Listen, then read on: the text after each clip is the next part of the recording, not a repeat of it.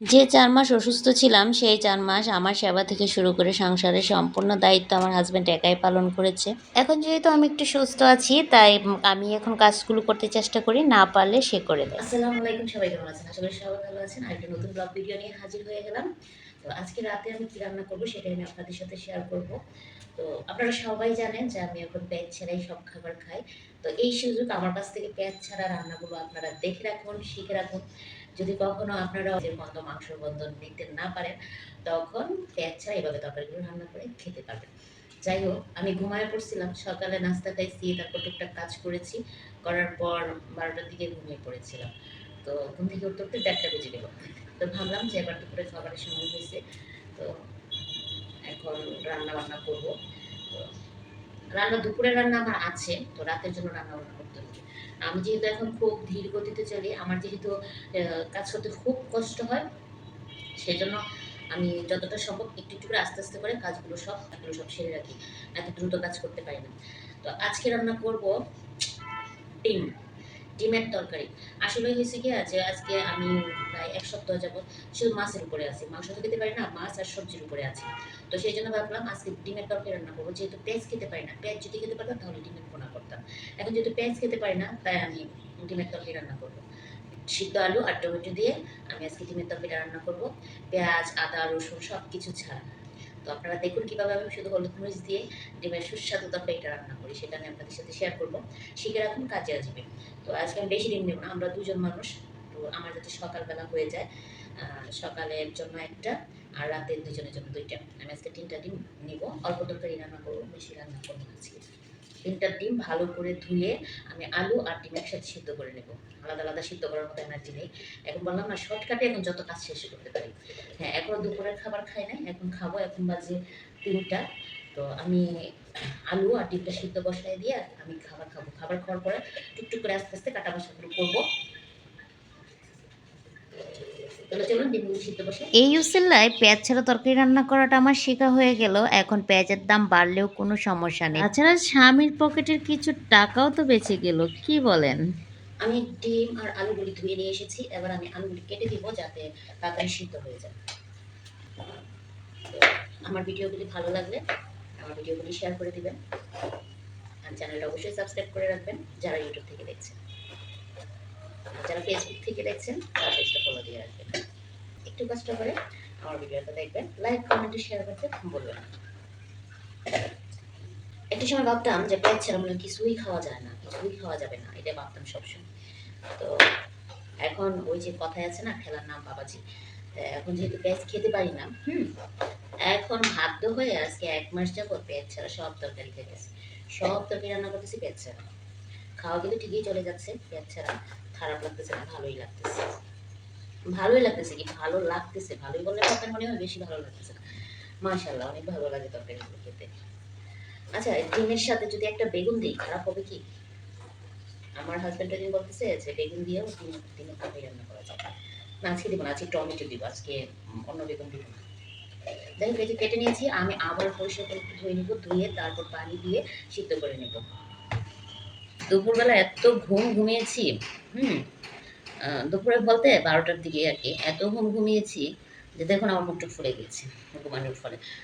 এত ঘুমানোর কারণ হলো গিয়ে, আমি আজকে রাত্রে ঘুমাতে পারি নাই। রাতে ঘুমাতে পারি নাই বলতে আজকে রাত্রে ২টা ২:৩০ বেজে গেছে। আমার একটু শ্বাসকষ্ট হয়েছিল, শরীরটা খারাপ ছিল, কাশি হয়েছিল, শ্বাসকষ্ট হয়েছিল।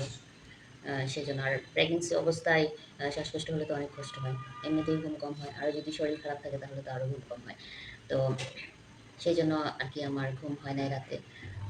দুপুর সকালে নাস্তা করার পরে, কাজটা শেষ করার পরে, ঘরের অন্যান্য গুছানো কাজটা শেষ করার পর আমার এত ক্লান্ত লাগলো, এত ঘুম আসতেছিল যে কিছুতেই আমি চোখটা খুলে রাখতে পারতেছিলাম না। তারপর আর ধৈর্য হারা হইয়া তারপরে আমি সোজা পাবো। যখন ঘুম পাই দিনের বেলা, তখন হাতে মোবাইল থাকলেও ওইটা এইভাবে রেখে আমি ঘুমাই পড়ি। ঘুমানোর পর ফ্রেশ লাগতেছে, ভালো লাগতেছে। এখন আমি দুপুরের খাবারটা খাবো। ওই দিকটা আলু আর ডিম সিদ্ধ হচ্ছে, আর আমার খাওয়াটা শেষ করব। শেষ করে তারপর আপনাদের সাথে আমি রেসিপিটা শেয়ার করবো। এবার চলুন রান্নাটা শুরু করি। পেঁয়াজ ছাড়া ডিমের তরকারি। আলু আর ডিমটা সিদ্ধ হয়ে গিয়েছে, তারপর আলুটা ছুলে নিয়েছি, টমেটোটাও কেটে নিয়েছি। ডিমগুলো খুব সুন্দরভাবে ছুলে আবার পানি দিয়ে ধুয়ে নিয়েছি। এখানে নিয়ে নিয়েছি হলুদ গুঁড়া, মরিচ গুঁড়া, ধনিয়া গুঁড়া, জিরা গুঁড়া, গরম মশলার গুঁড়া। এবার আমি এগুলো সামান্য পানি দিয়ে খুব সুন্দরভাবে গুলে নেব, কারণ আমি সবগুলো সরাসরি গরম তেলের মাঝে পাতিলে দিয়ে দিব। সেই জন্য আমি পানি দিয়ে গুলে নেব, যাতে মশলাগুলো পুড়ে না যায়। সেই জন্য সরাসরি যদি গুঁড়া মশলাগুলো আমরা তেলে দিয়ে দিই তাহলে সেগুলো পুড়ে যাওয়ার সম্ভাবনা আছে। গ্যাসটা জ্বালিয়ে নিয়েছি, পাতিলটা গরম হয়ে গিয়েছে। এবার দিয়ে দিলাম সামান্য পরিমাণ তেল। তেলটাতে দিয়ে দিলাম ডিমগুলো দিয়ে আমি উল্টিয়ে পাল্টিয়ে নেড়ে চেড়ে ডিমগুলো একটু হালকা করে ভেজে নিব। দিয়ে দিয়েছি হলুদ গুঁড়া। ডিমগুলো প্রায় ভাজা হয়ে গিয়েছে। এবার আমি ডিমগুলো তুলে নেব, তুলে আর একটা বাটিতে রেখে দেব। এই তেলের মাঝে আমি আরেকটু তেল দিয়ে দিব।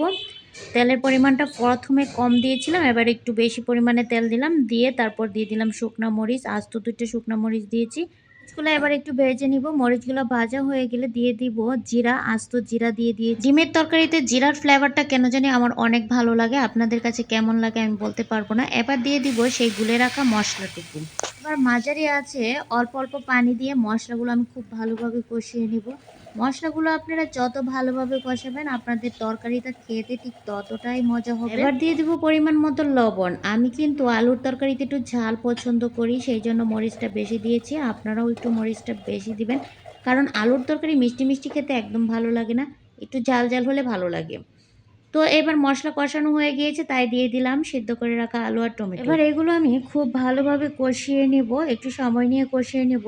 একটা কথা মনে রাখবেন, রান্নার স্বাদ নির্ভর করবে আপনার ধৈর্যের উপর। আপনি যতটা ধৈর্য নিয়ে রান্না করবেন, যতটা সময় নিয়ে না রান্না করবেন, ঠিক ততটাই স্বাদ হবে আপনার তরকারি। তো এবার দিয়ে দিলাম পরিমাণ মতো পানি।